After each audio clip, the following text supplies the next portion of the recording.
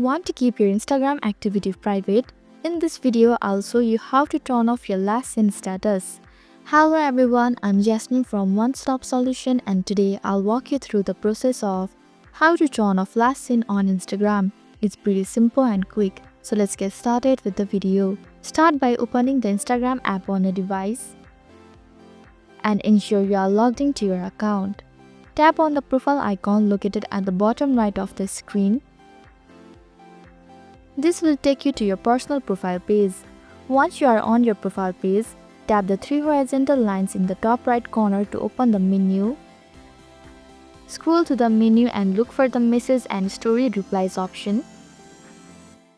Click on it to access more communication and privacy settings. In this section, you will find the Show Activity Status option. Select it. These settings control whether others can see you when you are last active on Instagram. Toggle the switch to off to disable it. That's all. Now you know how to disable your last seen activity on Instagram for more privacy. Thank you for watching One Stop Solution. I hope this video was helpful. If it was, then hit the like button and comment down if you have any questions or feedback.